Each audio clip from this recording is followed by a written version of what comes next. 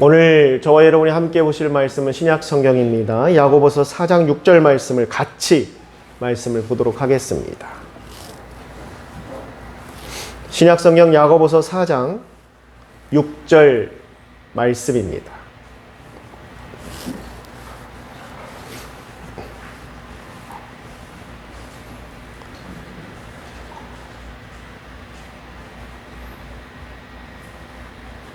같이 읽겠습니다.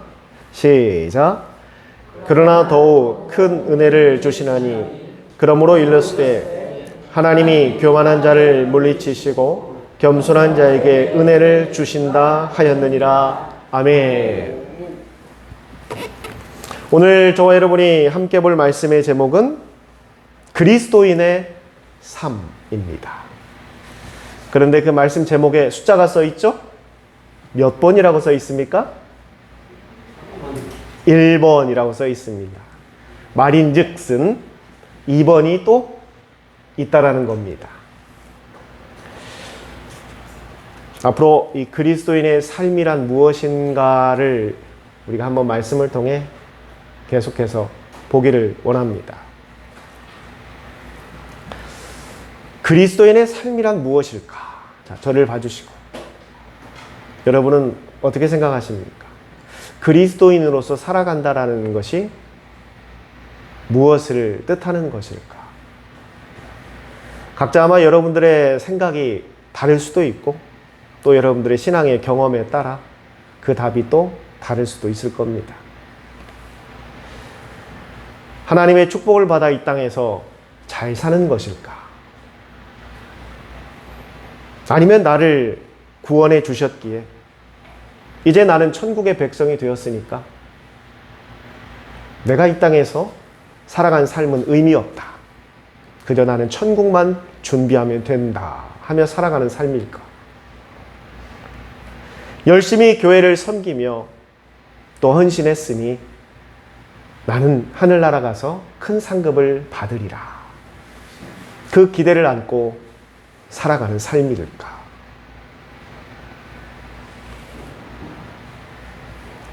요즘 교회 가운데 세상을 향해 이런 말들을 자주 하고 있습니다. 세상이 너무 악해졌다. 세상이 너무 부도덕해졌다. 이제 교회와 우리 그리스도인들이 나서서 이 세상을 변화시켜야 한다. 바꿔야 한다. 그리고 더 나아가서 이 세상을 주도해야 한다. 예전에는 그렇지 않았는데요. 요즘은 어떻게 뉴스를 보면 정치인들보다 목사님들이 더 많이 나옵니다.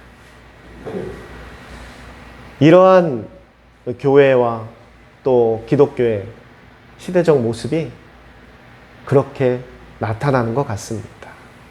여러분은 어떻게 생각하십니까? 우리 교회와 그리스도인들이, 우리 기독교가 세상을 주도해야 한다, 이끌어야 한다는 것에 대해서 여러분들은 어떤 생각을 가지고 계십니까? 아마 동의하시는 분들도 계실 겁니다. 그래, 세상이 너무나 악해졌어. 범죄가 너무나 많아졌고 또 불의한 일들이 너무나 많아졌는데 그게 제대로 정화되지 않고 변화되지 않고 오히려 더 악화되는 것 같다. 그래도 우리 그리스도인들이 좀 선한 사람들이니까, 그래도 예수 믿는 사람들이 좀 착한 사람들이니까 우리들이라도 나서서 이 세상을 좀 바꿔야 되지 않을까? 세상을 좀 올바른 방향으로, 좀 더 선하게, 더 나아가 하나님께서 원하시는 그러한 모습으로 좀 우리가 주도해야 되지 않을까? 그래서 교회마다 그러한 것들이 많이 주장되고 있고 또 많은 성도들이 동참하고 있습니다.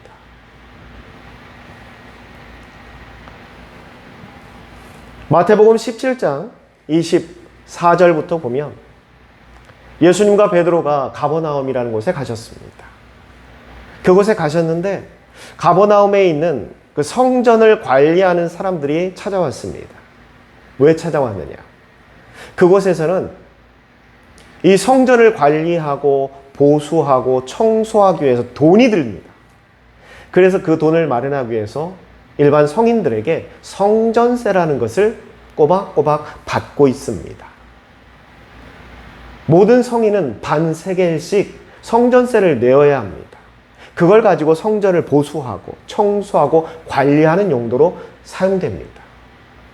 그런데 한 사람이 찾아와서 베드로에게 말합니다. 베드로야, 너는 왜, 그리고 너의 스승은 왜 성전세를 안 내니? 다 내고 있는데 왜 너희들은 안 내고 있냐라고 베드로에게 이야기합니다. 그래서 베드로가 예수님을 찾아와서 얘기합니다. 예수님, 지금 사람들이 이만저만해서 저희를 찾아와서 성전세를 내라고 합니다. 어떻게 할까요? 그런데 여러분, 그때 당시 모든 사람들은 알고 있었습니다. 그 성전세가 어떻게 사용되고 있는지. 정말 성전을 관리하고 보수하는 목적으로는 아주 조금 사용되고 나머지는 그 관리자들이 아시겠죠? 빼돌립니다. 자신의 부를 축적하는 일에 사용했습니다. 공공연한 일이었어요. 겉으로는 성전을 청소하고 관리하는 용도로 걷어들였는데 실제는 자신들의 이득을 위해서, 자신들의 쓸모를 위해서 그것을 몰래 사용한 일에 쓰였습니다. 불의한 일입니다. 그건 잘못된 일입니다. 그렇죠? 그런 일에 우리 예수님이 동참해야 될까요? 여러분 어떻게 생각하십니까? 분명히 그 돈이 잘못 쓰이고 있다는 것, 불의한 일에 쓰인다는 걸 예수님도 알고 계셨습니다. 여러분은 어떻게 생각하십니까? 그걸 내야 될까요? 여러분 같으면 내시겠습니까? 그런데 예수님은 베드로에게 이렇게 말씀하십니다. 베드로야, 내라. 내라고 하셨어요. 내 것만 내지 말고 내 것도 내라. 그래서 베드로와 예수님 거를 다 냈습니다. 우리가 생각하는 것과 좀 다르죠? 분명히 잘못 사용되고 불의한 일에 쓰인다는 걸 주님도 아시는데 내라고 하셨어요. 그런데 거기서 예수님께서 하신 말씀이 있습니다.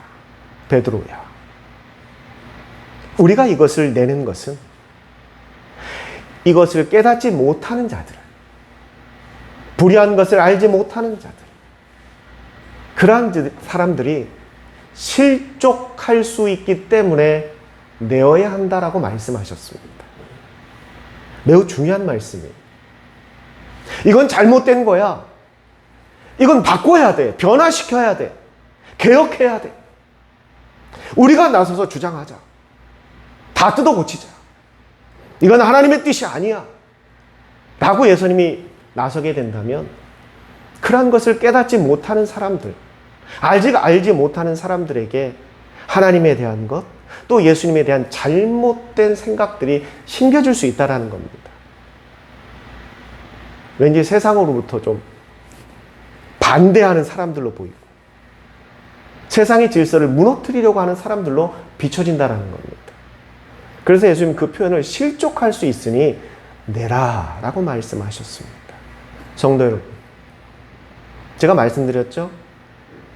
세상이 이렇게 악해져 가니까 우리 기독교라도 나서서 그래도 우리가 좀 세상 사람들보다는 좀 선하니까, 착하니까 우리가 나서서 세상을 좀 주도하자, 바꾸자. 성경 어디를 봐도요, 우리가 나서서 세상을 주도하고 바꾸라고 한 적이 없습니다. 하나님도 그렇게 하시지 않습니다. 우리가 해야 될 건 무엇이냐? 세상을 주도하고 바꾸는 것이 아니라 우리는 하나님의 말씀을 세상에 전하는 자들이에요. 하나님의 뜻을 전하는 자들입니다. 우리가 리더가 되어서 앞장서서 세상을 휘젓고 주도하고 이끌면 결국 어떻게 되는지 아십니까? 아주 오래전이죠. 한 목사가 많은 사람들 앞에서 이렇게 이야기합니다. 여러분, 하나님도 까불면 나한테 혼납니다. 목사라는 자가 하나님을 그렇게 이야기합니다. 하나님도 까불면 나한테 혼난다.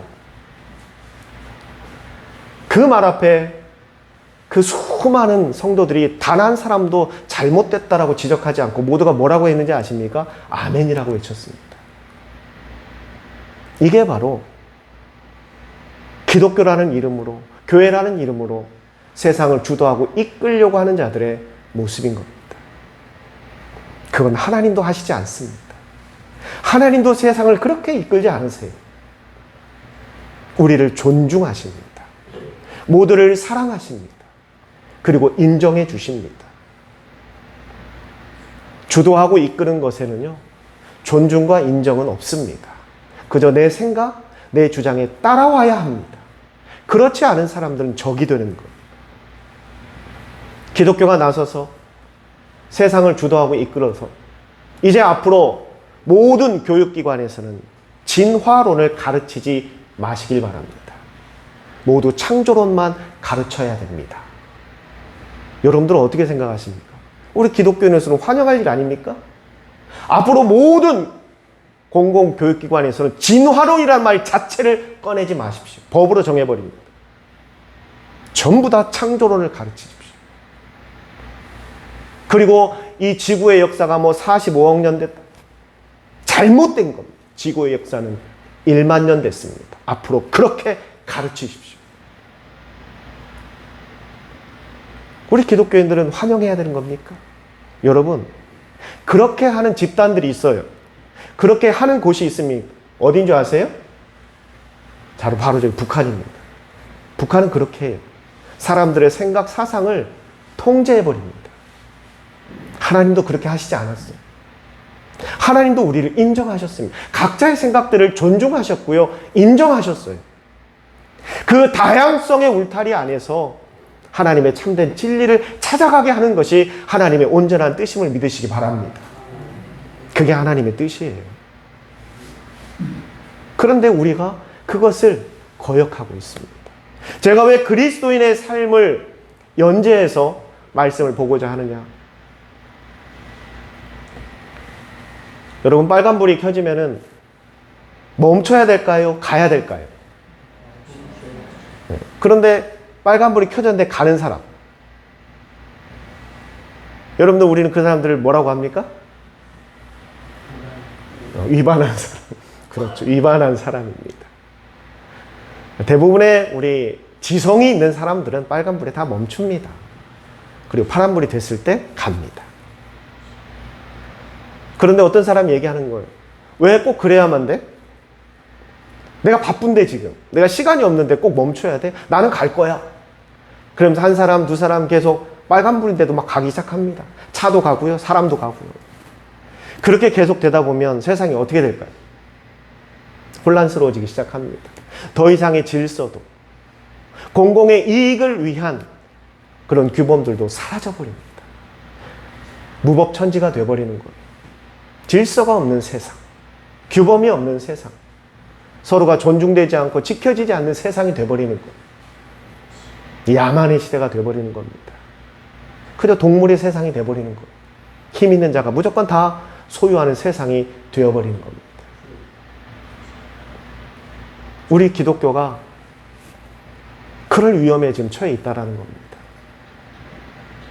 정말 중요한 복음과 정말 중요한 우리 기독교의 가장 근본적인 것들이 무너져 버리고 있어요, 지금.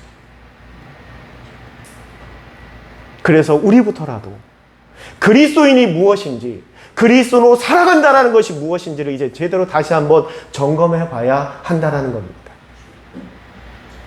여러분, 교회에서의 삶은 기껏해야 한두 시간입니다. 그렇죠?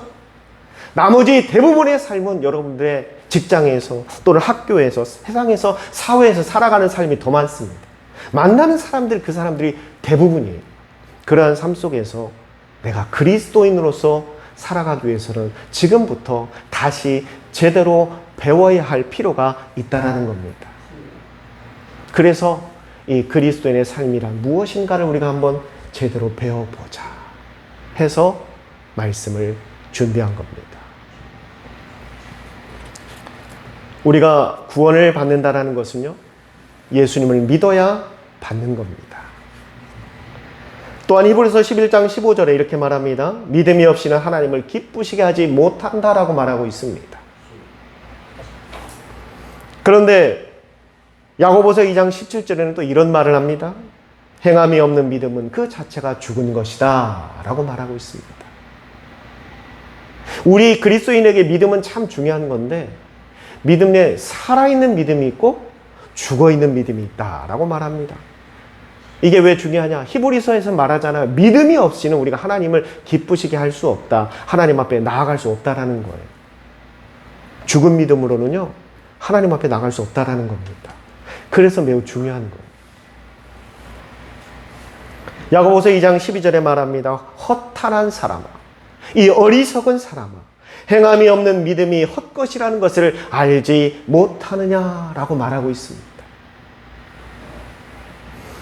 여기서 말하는 믿음의 행위, 이것은 구원받기 위한 우리의 행위를 말하는 것이 결코 아닙니다.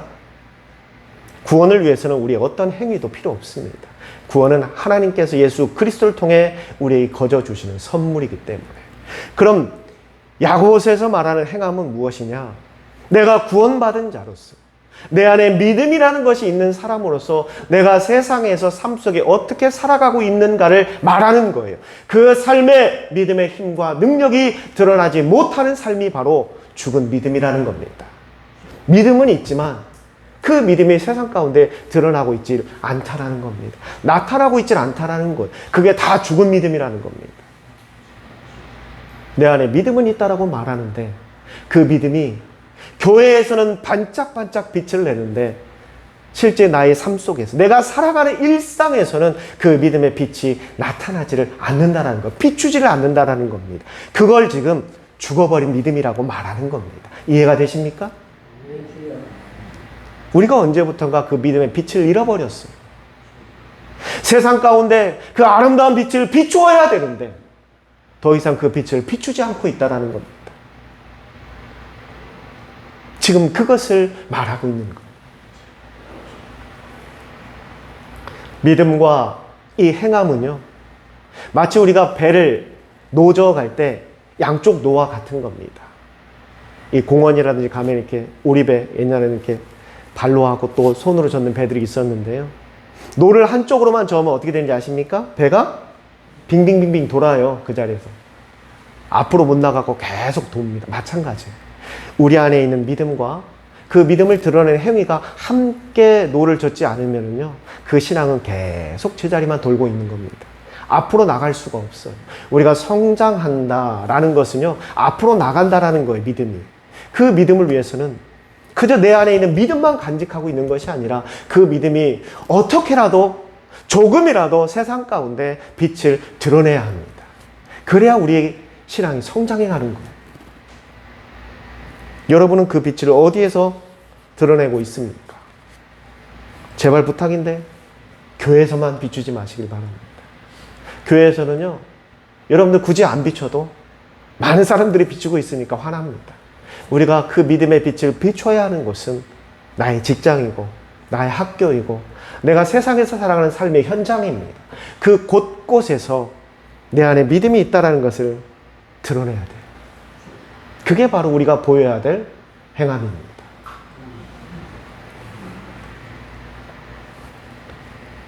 오늘 본문에서는 우리 그리스도인들이 어떻게 살아야 하는지 그 첫 번째 말씀을 주고 있습니다. 그 첫 번째 말씀이 무엇이냐? 은혜를 사모하라는 겁니다. 무엇을 사모하라고요? 은혜를 사모하라. 우리 그리스도인으로서 살아가는 가장 첫 번째는 은혜를 사모하는 삶에서부터 시작되는 겁니다. 은혜는 헬라어로 카리스라고 말합니다. 카리스.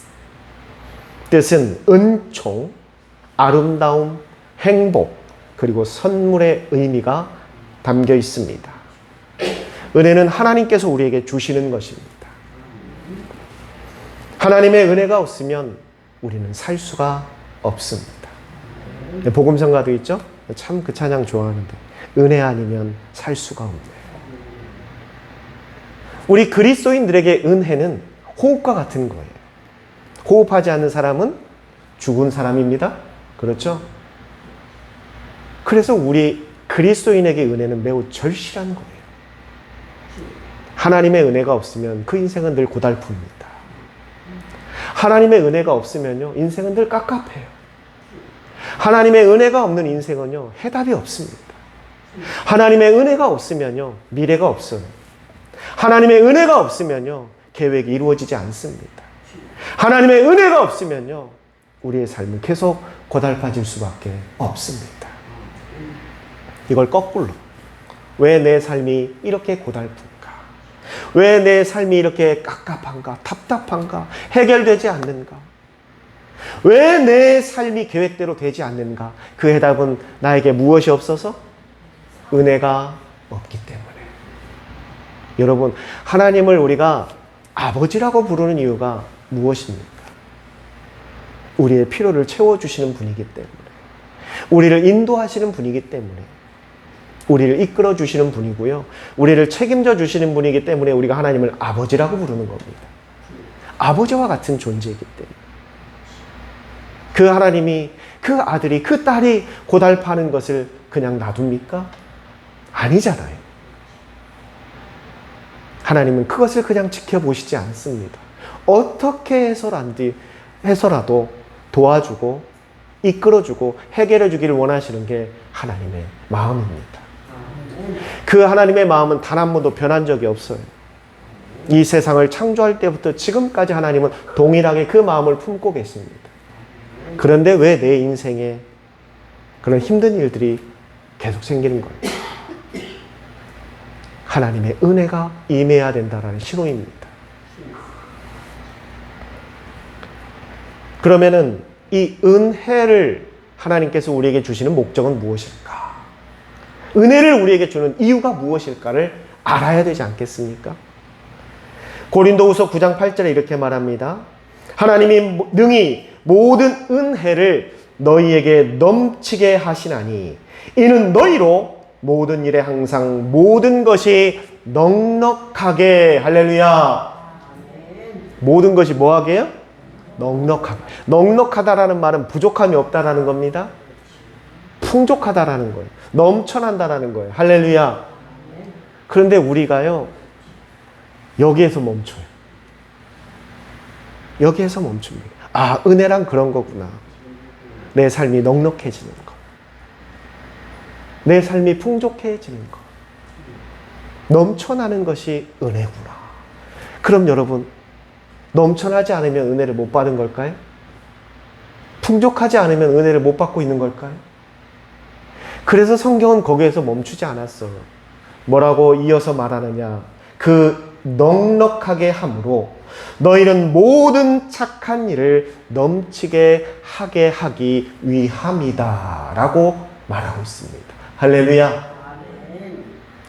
하나님이 우리에게 은혜를 주시는 목적은요, 우리의 삶이 넉넉하게 하기 위함이 아니에요.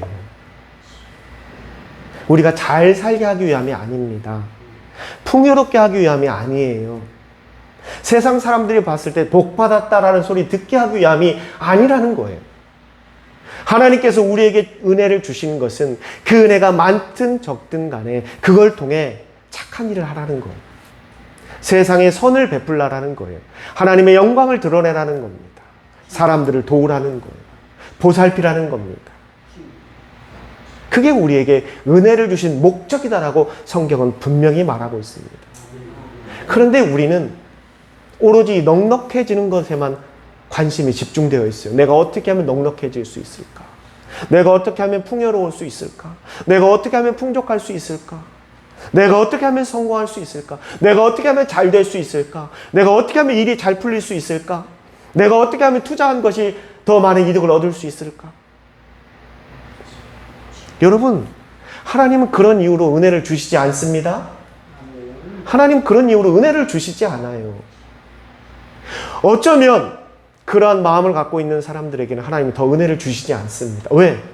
은혜로 쓸 수 없는 사람이기 때문에. 하나님께서 은혜를 주시는 목적은 우리가 넉넉해지라고 주는 게 아니라 이웃을 도우라고, 선을 행하라고, 착한 일을 나타내라고, 그걸 통해 하나님의 영광이 드러날 수 있도록. 그런데 우리는 너무 오래전부터 그저 넉넉한 것에만 집중하며 살았습니다. 지금은 그런 것들이 많이 사라졌는데요. 예전에 정말 제가 어릴 때만 하더라도 부흥회 하면 늘 나오는 레파토리 중에 하나가 뭐냐면 이렇게 실패했다가 성공했다고, 뭐가 안 됐다가 잘 됐다고, 그걸 가지고 와서 막 간증합니다. 그럼 성도들이 아멘 하면서 박수 쳐요. 부러워합니다. 나도 그런 은혜를 받고 싶다. 그게 은혜라고 생각했어요. 성공하는 것, 출세하는 것, 막 좋은 대학에 들어가는 것, 직장에 들어가는 것, 부자가 되는 것, 세상에서 출세하는 것, 높은 자리에 올라가는 것, 우리는 그걸 은혜라고 생각했습니다. 그러나 하나님은 그러한 은혜를 우리에게 주시지 않아요. 하나님이 원하는 은혜는 그게 무엇이든, 그 자리가 어디든, 내가 가진 것이 얼마만큼이든 그 안에서 최선을 다해 하나님의 선을 드러내는 것, 사랑을 증거하는 것, 이웃들에게 그 사랑을 나누는 것, 하나님이 그것을 하라고 우리에게 은혜를 주시는 겁니다.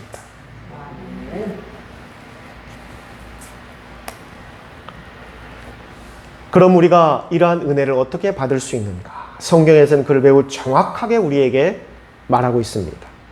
히브리서 4장 16절에 때를 따라 돕는 은혜를 너희가 얻기 원한다면, 시간마다 때마다 나를 돕는 은혜를 얻길 원한다면 너희는 은혜의 보좌 앞으로 담대히 나오라 라고 말하고 있습니다.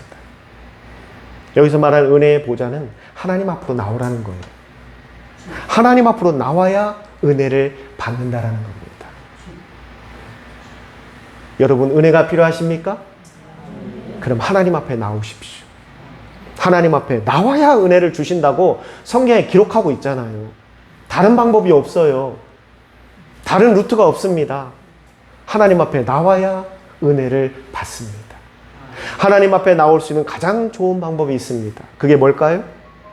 예배입니다. 그래서 목사가 여러분들에게 예배 드립시다, 예배에 나오세요, 계속 이야기하는 거예요.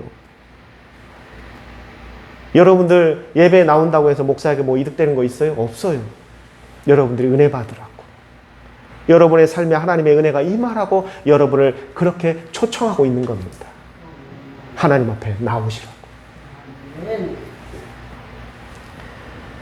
그런데 오늘 성경에서 매우 중요한 말을 하고 있습니다. 그게 뭐냐? 은혜를 방해하는 요소가 있다라는 거예요. 내가 하나님 앞에도 나왔고요, 또 은혜를 어떻게 써야 되는지도 이제 알았어요. 또 은혜를 왜 주시는지도 알았어요. 그런데 하나님이 그 은혜를 주고 싶어도 줄 수 없는 유일한 상황이 있다라는 겁니다. 성경 그걸 뭐라고 말하느냐? 교만한 상황이라고 말하고 있습니다. 아무리 내가 하나님 앞에 열심히 나왔고, 은혜가 왜 나에게 은혜를 주시는지도 깨달았고, 그 은혜를 통해 뭘 해야 되는지도 알았는데도 하나님이 우리에게 은혜를 줄 수 없는 유일한 상황 단 하나, 그건 우리가 교만할 때 하나님은 은혜를 주시지 않는다고 분명히 말하고 있습니다. 이스라엘 초대왕 사울은 참 인물이 좋았어요. 키도 크고 잘생기고 총명해 보이고, 그래서 많은 사람들이 좋아했고 사랑했습니다. 누가 보더라도 왕으로서 쓸 만큼 그 모든 걸 다 갖추고 있던 사람이었어요. 그래서 이스라엘의 첫 번째 왕이 되었습니다. 그런데 이스라엘 역사에서 가장 실패한 왕으로 기록하고 있습니다. 그 이유가 무엇일까요? 그의 능력이 부족해서? 외모가 떨어져서? 아닙니다. 오직 하나, 그가 교만했기 때문에 이스라엘 역사의 가장 실패한 왕이 되어버립니다. 그리고 그 뒤를 이어 다윗이 왕이 됩니다. 다윗은요, 사람들에게 주목을 받지 못했어요. 부모 형제에게도 인정받지 못했던 그런 아들이었습니다. 그저 양이나 치던 그런 사람이었어요. 그랬던 그가 이스라엘의 왕이 되었고, 이스라엘 역사에서 가장 존경받는 훌륭한 왕으로 기록된 이유가 무엇일까? 그 이유는 하나, 그는 겸손했기 때문입니다.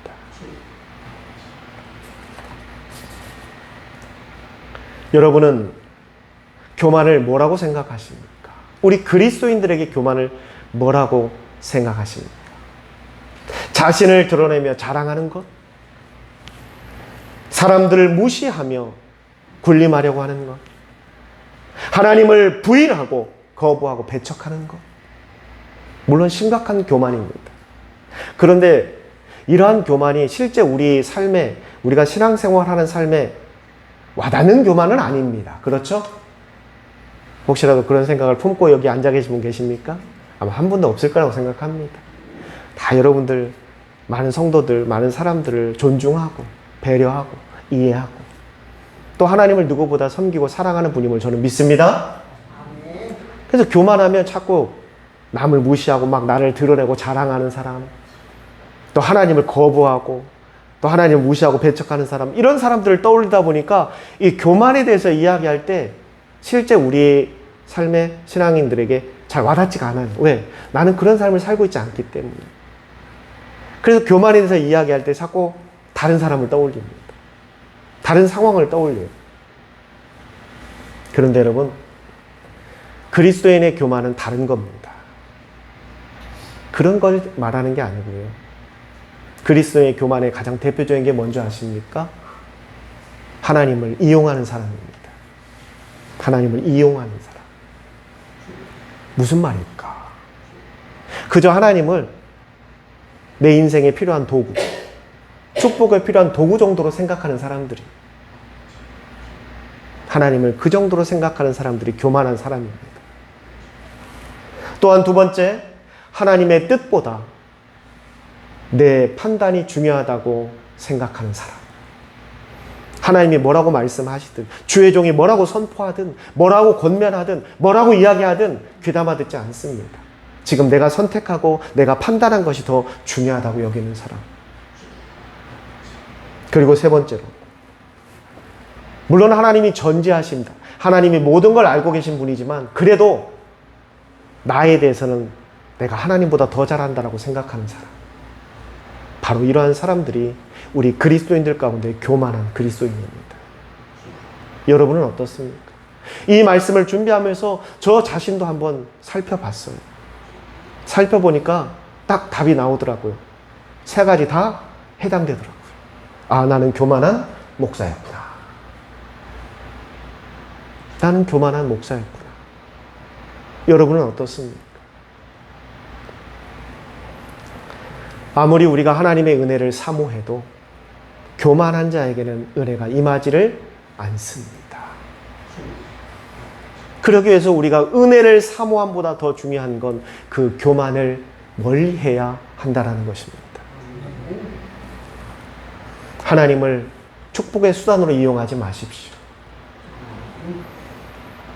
아무리 내 생각이 옳다고 생각되고 내 판단이 중요하다고 생각해도 하나님의 말씀을 들었다면 순종하십시오. 나보다 나를 더 잘 아시는 분이 하나님입니다. 그 하나님을 인정하십시오. 그래야 그 삶에 은혜가 임하는 것입니다. 사랑하는 성도 여러분, 하나님은 어떤 사람에게 은혜를 주십니까? 겸손한 자에게 주십니다. 물은 항상 낮은 곳으로 흐릅니다. 그게 세상에 우리가 이치라고 말합니다. 낮은 곳으로 흘러 큰 강과 큰 바다를 이룹니다. 하나님은 그것을 통해 우리에게 깨달음을 주고 계십니다. 하나님의 은혜는 겸손한 심령을 향해 항상 흐르고 있습니다. 이것이 성경 전체에서 우리를 향한 하나님의 말씀이고 뜻입니다. 겸손은 하나님을 의지하는 것입니다. 겸손은 하나님을 소원하는 마음입니다. 하나님 그분 앞에 자기 생애를 완전히 맡겨버리는 것이 바로 겸손입니다. 어떤 사람이 제일 강한 사람입니까? 어떤 사람이 진정한 능력의 사람입니까? 성경은 한결같이 우리에게 말합니다. 겸손한 사람이라고. 그가 겸손하게 힘이 생기는 것이 아닙니다. 그가 겸손했기에 능력이 새롭게 생기는 것이 아니라 겸손한 자에게 하나님의 은혜가 임하기 때문에 그 자가 강한, 가장 능력 있는 자가 되는 것입니다.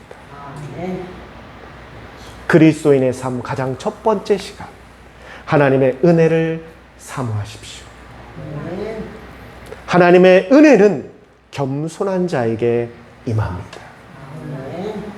저와 여러분 모두 언제나 하나님 앞에 그리고 세상 가운데 겸손한 심령이 되어 하나님의 은혜 가운데 살아가기를 주님의 이름으로 축원합니다. 기도하겠습니다. 참 좋으신 아버지 하나님, 오늘부터 그리스도인의 삶이 무엇인지를 함께 보고자 원합니다. 그리고 그 첫 번째 시간으로 은혜를 사모하라는 말씀을 보았습니다. 하나님, 하나님의 은혜는 우리에게 가장 절실하게 필요한 겁니다. 늘 은혜를 구하기 위해서 기도하고 있습니다. 또한 은혜를 얻기 위해서 노력하고 있습니다. 그런데 정말 중요한 것은 은혜는 겸손한 자에게 임한다라는 사실입니다. 하나님, 우리 모든 성도들 하나님 앞에 겸손하고 세상 가운데 겸손한 자가 되어 하나님의 은혜 가운데 임하는 성도들이 되게 하여 주시옵소서. 우리는 하나님의 은혜가 아니면 살 수가 없습니다. 하나님의 은혜가 아니면 버틸 수가 없습니다. 그 하나님의 은혜 가운데 살아가는 우리 모든 성도들이 되게 하여 주시옵소서. 이 모든 것 살아계신 예수님의 이름으로 감사하며 기도 드리옵니다. 아멘.